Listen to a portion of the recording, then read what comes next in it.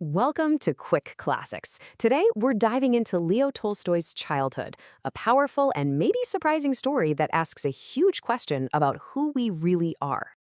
And I mean, have you really remembered it? Not just the events, but the raw emotion of it all. The intense joy, the confusing sadness, that feeling of being absolutely safe. That powerful, kind of blurry world is exactly where Tolstoy takes us in this book. So here's our game plan. First, we'll look at the young Tolstoy himself. Then, we'll meet the family at the heart of the story, break down the plot, explore the big ideas that still hit home today, and finish up with the one crucial takeaway you should remember. Now, before he was the literary giant we all know, Leo Tolstoy was just a young guy trying to find his voice. And believe it or not, this is where it all started. Childhood was published way back in 1852, long before War and Peace or Anna Karenina were even a thought. This is Tolstoy basically testing the waters, trying to figure out how to tell a story that felt deeply, deeply true. And this book is just so personal. It's semi-autobiographical, and it's actually the first part of a trilogy that follows a character who is a lot like Tolstoy himself. So what we're really getting is a front-row seat to the inner world of a sensitive, emotional boy. And it's our first glimpse of the crazy psychological depth Tolstoy would become famous for. Okay, so to really get this story, you have to understand the people who shaped our narrator's world. Let's meet the key players. First up is our guide through this world, Nikolenka, the little boy at the very center of everything. So Nikolenka is our narrator. He's this 10-year-old kid who feels everything intensely. All he wants in the world is for things to stay just as they are, for that love and security of his family home to last forever. But, the one thing he can't stop is time itself.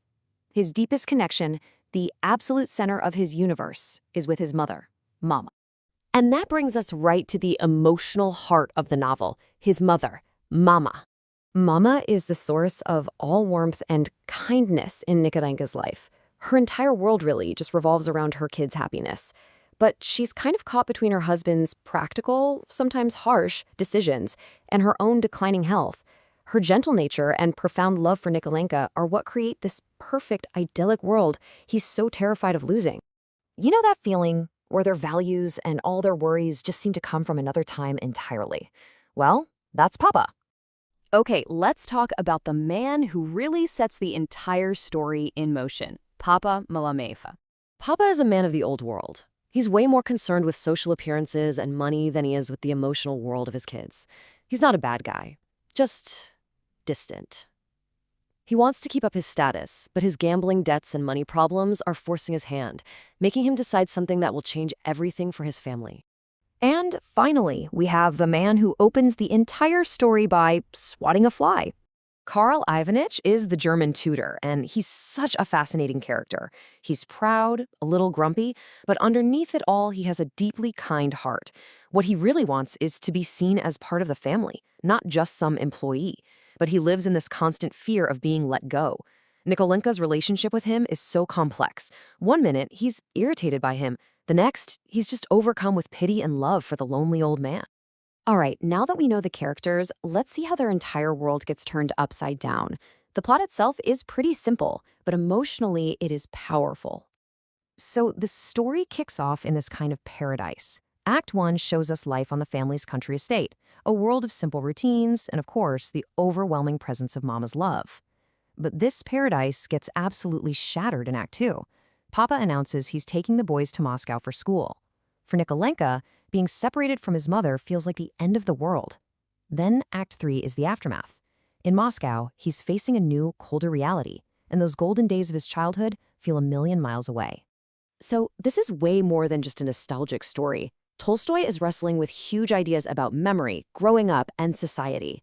Let's break down why it all still matters so much today. First off, Tolstoy shows us that memory isn't some perfect recording. Early in the book, Nikolenka makes up a bad dream just to get sympathy. But as he tells the lie, he starts to actually believe it, and his fake tears become real. I think it's just fascinating that he's showing us why we do this. Nikolenka just wants connection, so he edits his reality to find it. Isn't that kind of the same reason we curate our lives on social media? To create a feeling we wish was true? Seriously, think about it. That perfect summer day from when you were a kid, was it really that perfect? Or have you just edited out the boring parts and the arguments? Tolstoy was exploring this exact idea over 150 years ago. The second big idea here is the universal pain of growing up. For Nikolenko, the moment he has to say goodbye to his mother is the exact moment his childhood ends. It's that first heartbreaking realization that the world is bigger and colder than the safety of home. It's a feeling we all recognize, right? Whether it's leaving for college or starting your first job, that bittersweet moment when innocence gives way to experience. And finally, Tolstoy gives us a really sharp look at class and social rules. You've got Karl Ivanich, the tutor, who's constantly worried about his position. And then there's the devoted family serf Natalia Savishna, who lives a life of complete self-sacrifice. These aren't just historical details. They reflect the hidden anxieties a lot of us feel today, with job insecurity, office politics, and that feeling of being just one step away from being replaced. So, if you remember just one idea from this book, make it this. Childhood isn't a collection of events, but a collection of feelings we spend our whole lives trying to understand. Tolstoy isn't just telling us what happened. He's trying to capture how it all felt. And those feelings, that's what truly shapes us.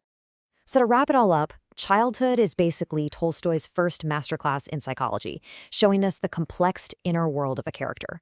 It maps out a universal journey we all take from the innocence of home to the experience of the wider world.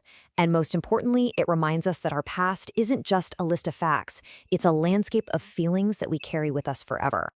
If you enjoyed this breakdown, make sure to subscribe to Quick Classics. We've got a lot more great stories made simple coming your way. Thanks for watching.